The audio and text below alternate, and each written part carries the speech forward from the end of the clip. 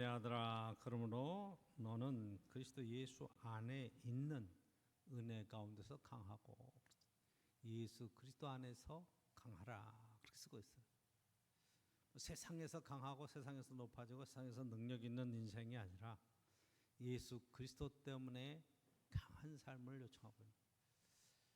더 적극적으로 말씀드리면 하나님은 강하신 거예요. 우리 하나님 아버지는 강하고 능력 있으신 하나님이십니다. 나는 약해요. 내가 이래요. 이래 지나지 않아요. 근데 하나님이 억이에요. 예를 들어서 억이에요. 그러면 함께 붙으면 1억 1이 되는 거예요. 나는 1이지만 세상 사람들은 나보다 100배 강한 힘을 가지고 100이라고 막 나를 압박하는데 하나님이 1억의 힘을 가지고 나를 도와주시면 나는 1억 1이 되는 거예요. 근데 하나님이 1억이 아니라 조가 아니라 무한하신 능력으로 우리를 함께 해주고 계시기 때문에 하나님과 함께 있고 하나님 안에 있는 우리는 당연히 강할 수밖에 없어요. 예수 그리스도 안에서 우리가 하나님의 은혜를 깨닫고 나면 내가 지금 판단하고 결정하고 하는 모든 일들 속에 하나님께 지혜를 얻는 것이 굉장히 중요한 거예요. 그래서 7절 말씀에 보면 내가 말하는 것을 생각해봐라. 주께서 범사에 내게 총명을 주시리라. 그렇죠. 범사에 총명을 주신다는 거예요.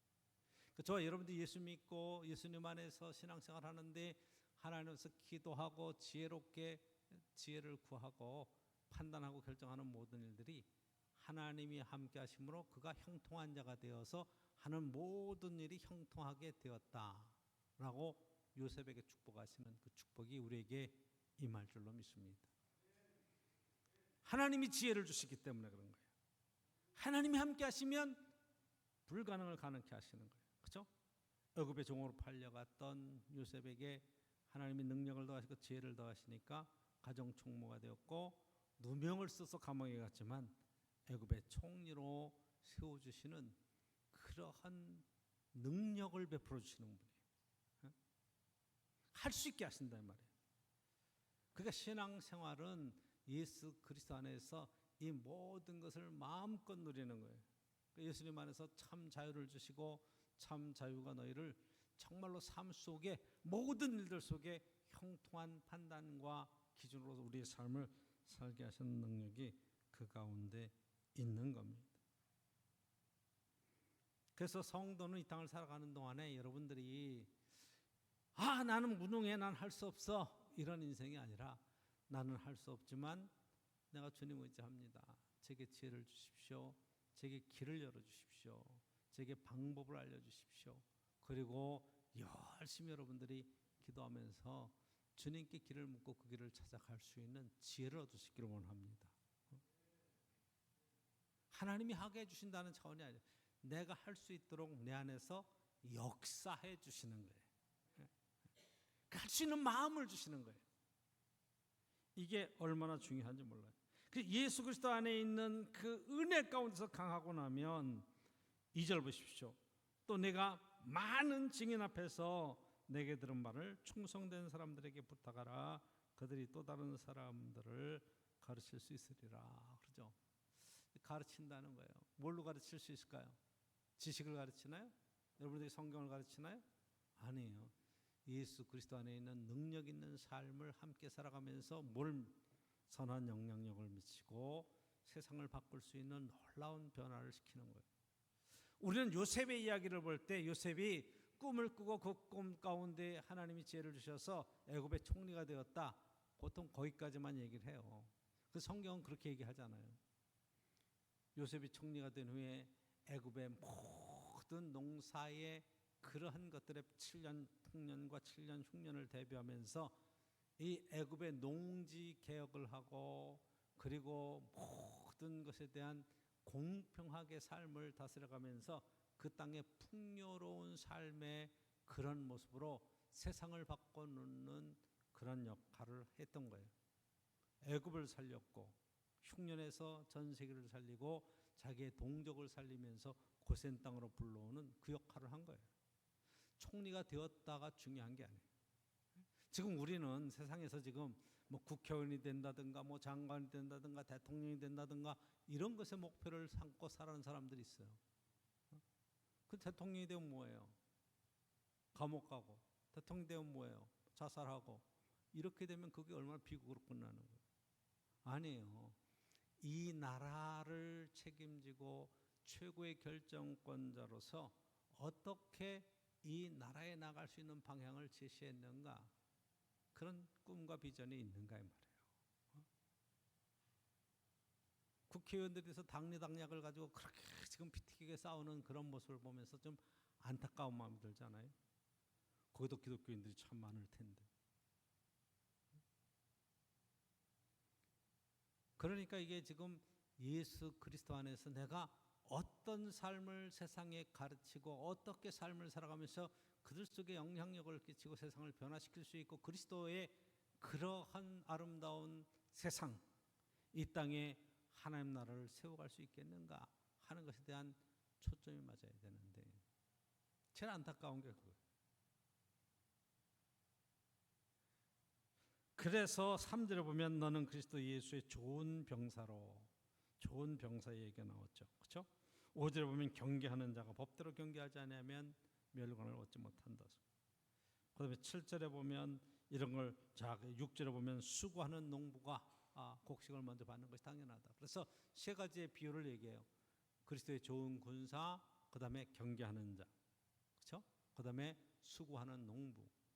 근데 우리는 그것이 다 수고하고 애쓰고 어떤 결과를 이뤄내는 그런 쪽으로만 얘기를 하지만, 여러분들이 그 뒤에 붙어 있는 설명을 잘 보면 이 좋은 그리스도의 병사는 자기를 부른 그 죽은 주님, 주인의 명령을 따라서 충성하고 그 전쟁에 승리할 수 있도록 최선을 다하는 그런 멋진 좋은 병사에 관한 이야기라고 하는 거예요. 충성하는 거죠.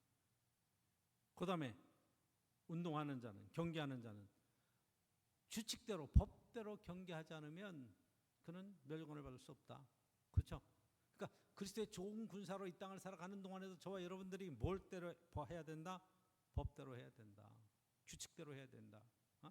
여러분 축구 경기에서도 반칙하면 레드 카드 받잖아요. 노란 카드, 옐로 카드 받았다가 그 다음에 다시 한번 동일한 그러한 반칙을 하면 빨간 카드 딱 내밀면서 퇴장시켜버려요. 넌 경기할 자격이 없다. 그 퇴장시키는 거예요. 그 고의적이든 무의식적이든 법대로 하지 않고 법을 어겼다 그러면, 달리기 하는 선수들이 자기 레인에서 벗어나서 옆에 레인을 뛰면 그건 제일 먼저 들어왔다 그래도 탈락이에요. 왜? 규정이 어긋났거든. 이 이야기를 하는 거예요. 예수 그리스도 안에서 우리가 신앙생활하고 믿음의 하나님의 말씀의 법 안에서 세상 속의 삶을 살아가는 동안에 세상에서는요, 법을 만들어 놓고도 우습게 생각해요. 다 누명 썼다 그러고 다 자기가 뭐 잘못한 것에 대한 시인을 하면 망하게 생기니까 증거를 가져와 봐라 뭐 있다는 얘기를 하죠. 그리고 농사가 하는 농부가 얼마나 수고하고 애썼느냐 그런 게 얘기가 아니라, 농사는 당연히 농부가 수고하고 애쓴 것에 자기의 소출을 제일 먼저 거둘 수 있고 제일 먼저 받을 수 있는 권한이 없겠느냐, 그 얘기를 하는 거예요. 그러니까 하나님 안에서 좋은 군사로 충성하고 정말로 법을 지키고 애썼으면 거기에 대한 마땅한 보상과 축복이 당연히 온다. 이 이야기를 하는 거죠. 얼마나 수고하고 애를 써서 그렇게 노력을 하는가, 그런 얘기들이 아니라 그 세 가지의 이야기를 통해서 지금 하나님의 축복이 우리에게 어떻게 다가오는가, 그리고 이어서 받는 얘기가 고난에 관한 얘기를 하는 거예요. 나도 지금 고난을 당하고 있다. 그죠? 사도 바울이 감옥에 들어가서 지금 옥중서신으로 쓰는 거거든요. 예수 믿고 철저히 믿음으로 살았는데 큰 시련과 어려움들이 와요.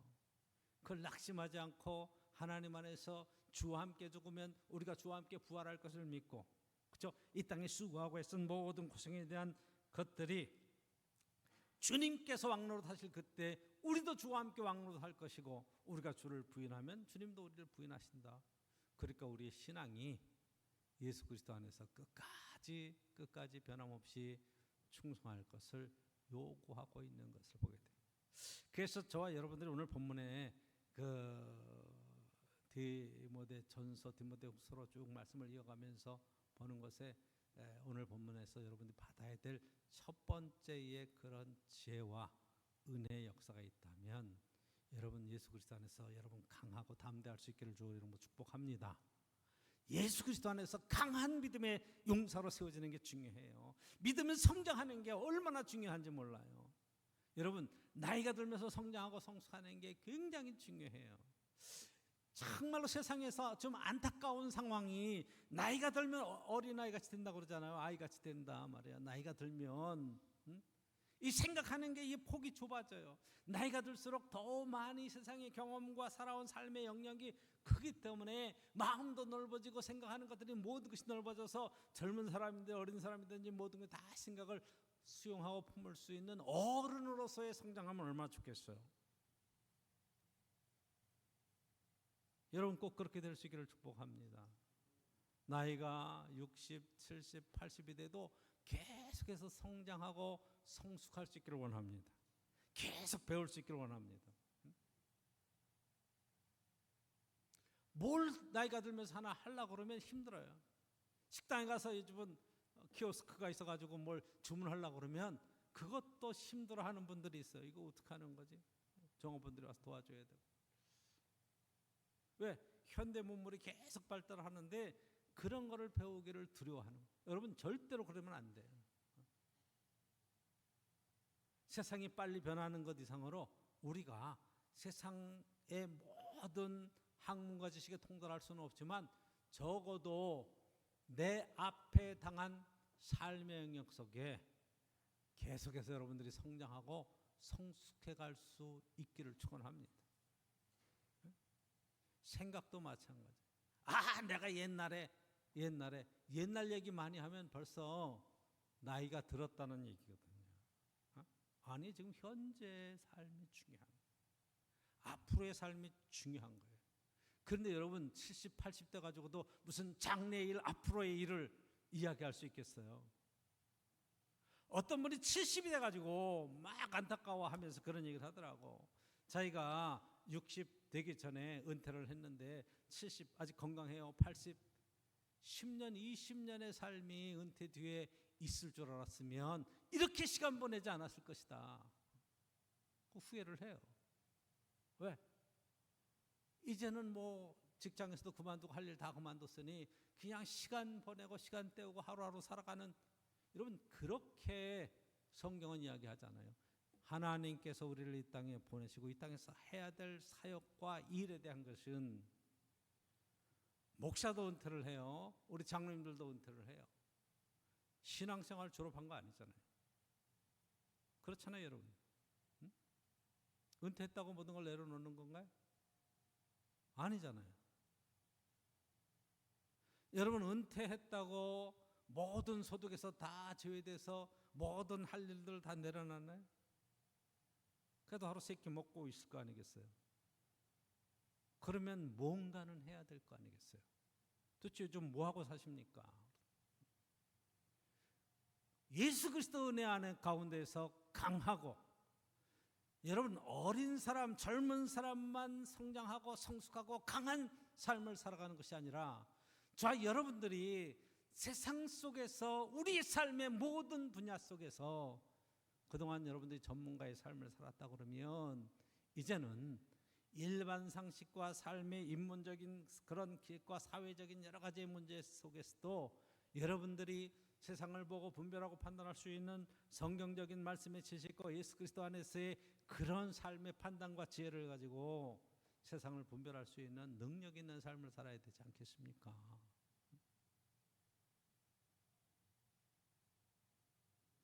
적어도 생각이 있어야 될 거 아니겠어요?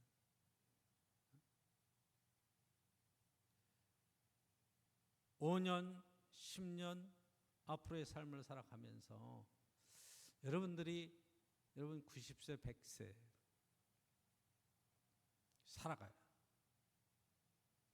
지난 주간에 어머니를 뵀습니다. 어머니가 지금 99세, 100세예요. 형수가 70대 중반이었어요. 이렇게 오래 살 줄 몰랐지. 사실은 그렇게 오래 살 줄 몰랐어요. 그래서 어머니가 70 되었을 때, 그래도 모신다. 그리고 이제 합친다 그랬는데, 젊어서는 결혼해서 들어오셔서 뭐 부모님 모시고 시집살이 하고 뭐 다 충분히 이해해요. 그런데 그게 지금 100세까지 사실 줄 몰랐지.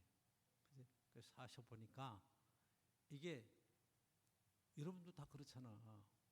어머니 모시고 있고 시어머니 모시고 있으면 늘 신경 써야 되잖아. 그치? 밥 한 끼라도 신경 써야 되잖아. 신경거리잖아. 그런데 여러분 한번 생각해보세요. 70에서 100세까지 30년을 매일같이 똑같이 삶의 패턴을 산다 그러면 뭘 하나하나 그게 스트레스 거리가 충분히 될 수 있겠다. 왜? 따로따로 사회생활하는 게 아니라 한 집안에서 매일같이 얼굴 보고 하는데 무슨 대화를 하겠어? 무슨 이야기를 하겠어? 그런데 이분들이 다 영적으로 성숙하고 신앙적으로 아주 풍성하고 은혜가 막 충만해서 늘 그렇게 사는 게 아니잖아요. 일상생활을 하는 게. 그렇죠? 그렇잖아요. 그래서 제가 이번에 어머니 뵙고 오면서 내가 만약 100세까지 산다면 30년을 더 사는 건데 30년 동안 뭐 하고 살아야 되나 이런 생각을 하는 거예요.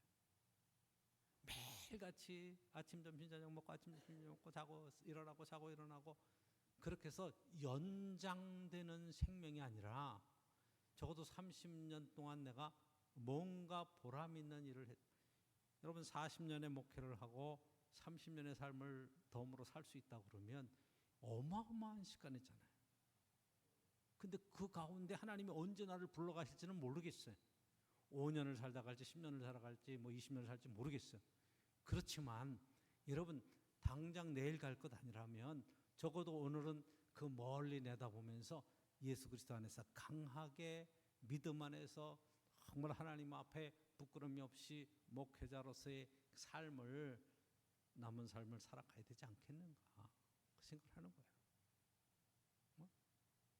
우리 장로님들도 잘 들으세요. 나 은퇴했으니까 뭐 여러분 인생의 은퇴가 어디 있어? 그럼 그만둬야지. 예?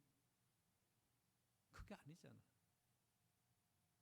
내게 힘 주시는 은혜대로 최선을 다해서 주의 일에 헌신하고 쓰임 받고 그렇죠? 오늘 본문 속에서 바로 이 부분이 그리스도 안에서 강하고 그렇죠? 그리고 이제는 보니까 내가 모든 증인들 많은 증인들 앞에서 내가 내게 가르쳐 준 것을 담대하게 증거해라. 가르쳐라. 그럼 그 사람들도 다른 사람을 가르칠 수 있으리라. 그러니까 신앙생활은요 바로 이거예요. 내가 강하고 담대해서 내가 정말로 어떤 삶에 영향력을 미치기 시작하면 그 영향력이 계속해서 미쳐가는 거예요.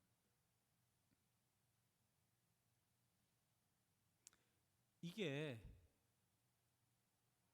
제가 오늘 주일학교 올해는 이제 전사가 없어서 이제 주일학교까지 다 해요. 근데 하나 이렇게 전사를 들어올라도 요즘 힘들고 부목사를 하나 쓰려고 그래도 제가 은퇴를 앞두고 있으면서 부목사를 쓰면 후임자의 문제하고도 연결이 되기 때문에 그런 여러 가지 생각을 하면서 저기 이렇게 사람을 좀 세우지를 못하고 있는 부분이. 그러니까 주일학교 들어가서 하는데 한 명, 두 명 이렇게 우리 애들이 그러잖아요. 근데 오늘은 주아만 왔어, 주아만 혼자 다 갔어. 그러면 여러분 한번 생각해. 70된 뭐 담임 목사가 한 명 앉아놓고 야 베드로가 저거 해서 제가 막 설교를 하는데 한 15분 설교를 애들 설교를 해요. 근데 너무 감사한 것은 주아가 눈을 동그랗게 뜨고 아주 정말 집중해서 듣는 거예요. 너무 제가 은혜를 받았어. 제가 말씀을 전하면서도 희망이 보이는 거예요. 이 아이에게 복음이 들어가면 이 아이를 통해서 제 삶이 하나님의 축복 속에 세워질 것이고, 그렇죠?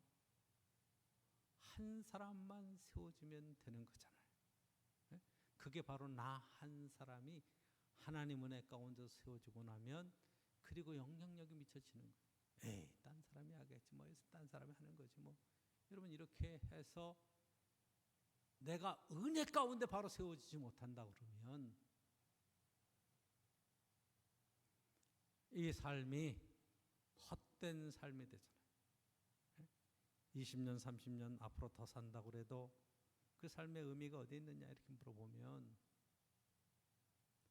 정말로 내가 예수 그리스도 안에서 신앙 안에서 내게 맡겨진 삶의 자리를 어떻게 감당할 것인가. 여러분들이 조금 더 그렇게 좀 애를 쓸 수 없을까요?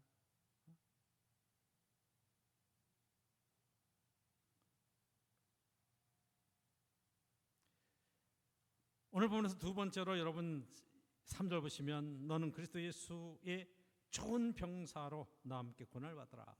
좋은 병사, 그리스도 예수의 좋은 병사. 이 병사로 설명하는 것이 4절에 병사로 근무하는 자는 자기 생활에 얽매이는 자가 없다. 그리고 뭐라고 하는 거니? 하나도 없나 이는 병사로 모집한 자를 기쁘게 하려 합니다. 우리 주님을 기쁘게 하는 그 일, 우리가 그리스도 안에서 부름을 받고 주님을 섬기는 믿음의 삶을 살아가는데 내 삶의 모든 초점이 주님께 영광이 되고 주님께 기쁨이 되겠는가? 이것에 대한 초점을 맞춰야 돼요. 이 굉장히 중요하죠. 그런데 많은 경우에 신앙생활이 주님께 초점이 있는 게 아니라 내게 초점을 맞추는 그러한 사람들이 의외로 많아요. 교회를 다니고 신앙생활을 해도 내게 어떤 유익이 있는가? 여러분 연합회를 해요. 우리가 뭐 목사님들도 연합회하고 장로님들도 연합회하고 뭐 연합회해요. 근데 그게 다 하나님 앞에 영광 돌리고 주의 일을 하자고 모였음에도 불구하고 어떤 때 딱 보면 그 가운데 개인적인 욕심들이 팍 들어가면 그 논리가 이상하게 돌아가요. 사람을 규합하고 대적하고 싸우고 갈라지고 이런 일들이 생겨요. 교회 안에서도 그런 일이 생겨요. 여러분 요즘에 우리가 계속 새벽 기도회 때 민수기를 보고 있는데 반역하는 그러한 이야기들이 계속 나와요. 그거 왜 나와요? 다 자기의 그 권리를 얻으려고. 왜 너만 제사장을 해먹냐? 우리도 같이 하자. 너만 하나님 앞에 응답받냐? 우리도 하나님 앞에 응답받는다. 이러고 지금 대드는 거예요. 하나님은 당시에 모세를 통해서 아주 정확하게 징계하시고 하나님의 택함 받은 그러한 역사들을 나타내시죠. 근데 요즘은 다 신앙으로 그런 것들이 하나님이 즉각 벌을 내리시면 다 무서워할 텐데 아주 죄를 짓고도 당당해. 그게 사회적인 분위기가 너무 그렇게 가 있으니까 믿음으로 살지도 못하고 주님께 충성하는 게 아니라 자기의 세력을 벌치는데 그게 사회적인 분위기도 다 그런 거예요. 자기의 이익이 어떻게 되는가. 아니 하나님의 말씀이 우리 삶 속에 어떤 기준이 되는가 굉장히 중요한 거잖아요. 경계하는 자는 법대로 하지 않으면 안 된다. 여러분 하나님의 법이 있어요. 율법이 있어요. 구약성의 율법, 예수 그리스도는 복음의 법이 있고 저 여러분들은 예수 그리스도의 말씀을 받은 사람들이 이 말씀이 우리 삶의 능력이 돼야 되는데 판단의 기준이 돼야 되는데 자꾸 내 감정과 내 기분에 내 마음에 드네 안 드네 이걸 가지고 여러분 자꾸만 스트레스 받고 다툼이 있고 그렇다 그러면 신앙생활 하기가 얼마나 힘이 들어요. 그렇죠? 나를 내려놓으십시오. 내 안에 나를 부르신 주님 앞에 어떤 일로 세워지는가. 농부가 자기가 농사지은 것을 자기가 먼저 취하는 것 당연한 거 아니냐.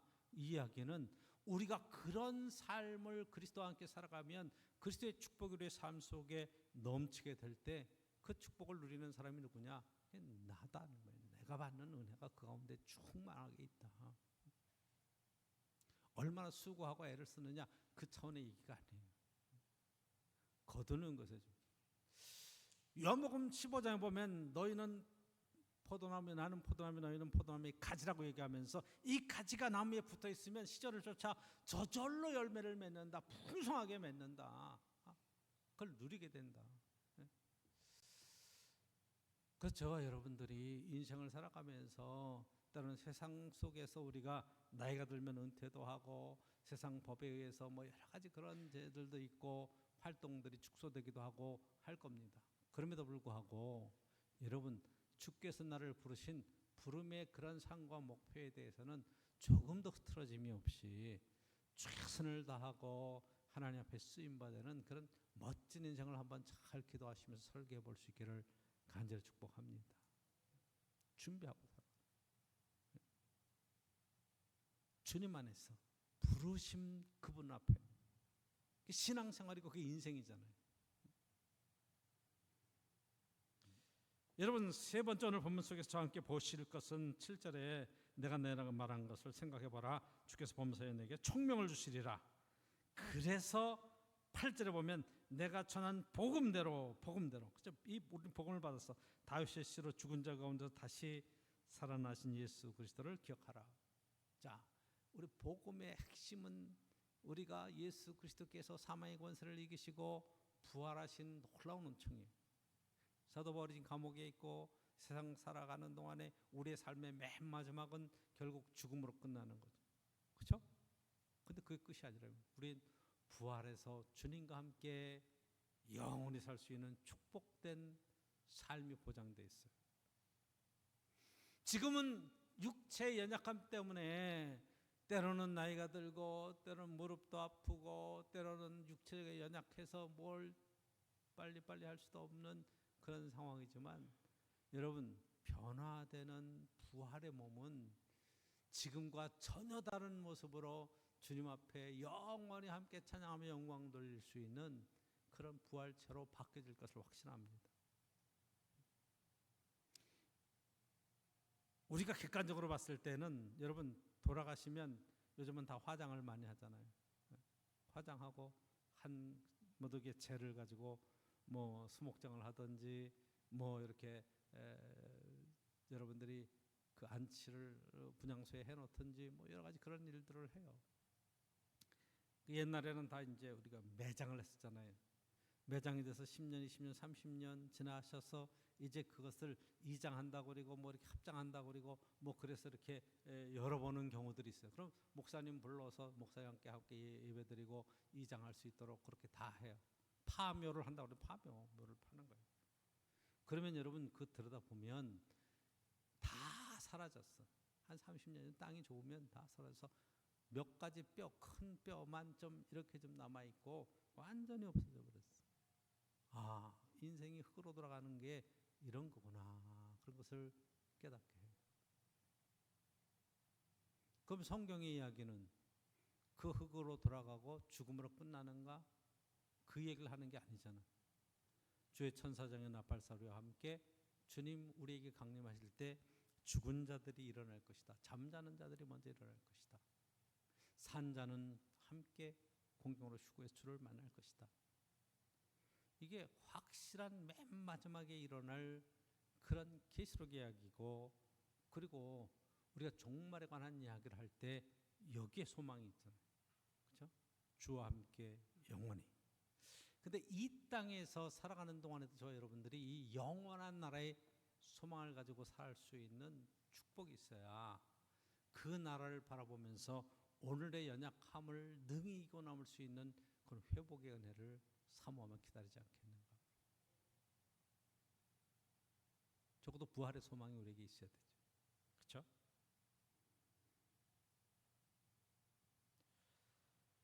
자, 그래서 9절 복음으로 말미암아 내가 죄인과 같이 매이는 데까지 고난을 받았으나, 좀 감옥에 갇혀 있는 심각한 상황, 하나님의 말씀은 매이지 아니하니라.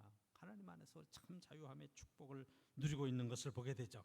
그러므로 10절 보니까 내가 택함 받은 자들을 위하여 모든 것을 참으면 그들도 그리스도 예수 안에 있는 구원을 영원한 영광과 함께 받게 하려 함이라. 구원에 들어가는 거예요. 미쁘다 이 말이요, 우리가 주와 함께 죽었으면 또한 함께 살 것이요. 그쵸? 부활에 동참하는 거예요. 참으면 또한 함께 왕노릇할 것이요. 참고 견뎌내야 된다. 예수 믿고 여러분 신앙생활 열심히 하는 것은 고난이 따라와요. 제가 여러분 열심히 노력해야 됩니다. 육체 고난의 이야기예요. 제가 30대에 목회를 시작해서 40대에 이렇게 운동도 좀 해보고 그러면서 육체 건강 때문에 많이 막 위기도 있었고 막 회복에 대한 그런 노력도 해봤고 이제 그래요. 근데 40대, 50대, 60대 운동하는 거 요즘 갑자기 운동을 너무 안 한다 싶어서 운동을 해보는데 하루 운동을 이렇게 하고 나면 회복이 안 돼. 몸이 너무 아픈 거예요. 회복이 안 돼. 야, 옛날에 안 그랬거든. 옛날에 벌써 나이가 들었다는 얘기지.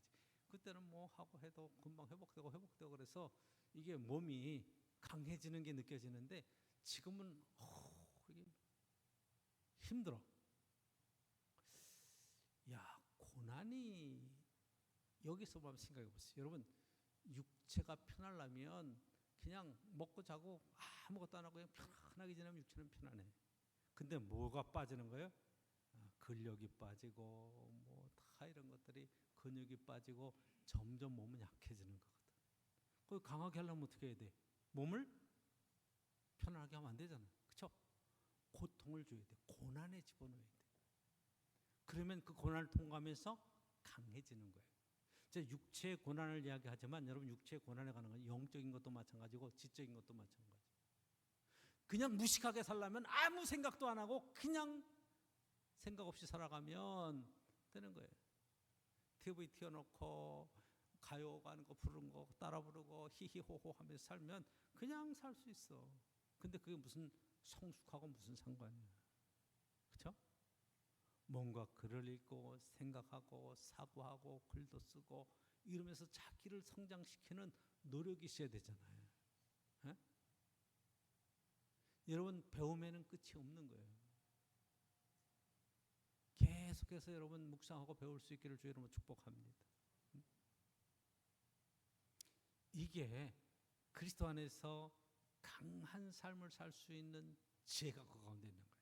그렇죠? 영적인 것도 마찬가지죠. 에이 이제 다 뭐 됐는데 뭐 그런 차원이 아니라 더욱 하나님 앞에 기도하고 하나님께 지혜를 구하고 믿음으로 행하는 그런 일들을 통해서도 저 여러분들이 은혜 가운데 쓰임 받기를 원합니다. 지난 주간에 우리가 말레이시아 선교 이렇게 다녀왔잖아요. 그렇죠? 제가 뭐 평균 이렇게 연령을 보니까 60% 이상이야. 제가 그 얘기했죠. 우스갯소리로 얘기를 했지만 여러분 정말 다 경로 우대증을 거의 다 갖고 있더라고. 거의 다 갖고 있어. 근데 너무 기가 막힌 것은 거기에 가서는 아픈 사람이 하나도 없어. 막 여기 아파가지고 아이고 넘어졌어요 아파요 뭐 이랬는데 그러니까 날라다니시더라고. 할렐루야. 야 은혜의 자리에 들어가니까 야 그리고 교인들이 거기에 은혜가 임하니까 물론 교회에서 선교비를 가져가고 이렇게 또 후원도 해주시고 해서 너무 감사하지만 다들 주머니를 내서 막 이렇게 헌신하는 거야. 그래서 막 선교사님 한 좀 후원하고 거기에 좀 어려운 환경에서 애쓰는 선교지에 가서 막 헌금 전달하고 그런 일들을 하면서 마음속에 굉장히 뿌듯해가지고 오셨어요. 저는 걱정을 많이 했거든요. 근데 더 놀라운 것은 아유 이런 데는 1년에 2번 왔으면 좋겠네요. 그러더라고. 내년에 또 갑시다. 뭐 그게 그냥 되는 거겠어요? 여러분 아무 일도 없이 그냥 산 사람하고 갔다 온 사람하고 그 다음 주간에 와서 이렇게 보면 여러분 똑같아 배. 근데 그의 마음속에 들어있는 꿈과 또한 기도의 제목과 소망과 열정이 내년에 가야 되겠다는 마음속에 열정들이 생기면 뭘 준비하겠어요? 그렇죠?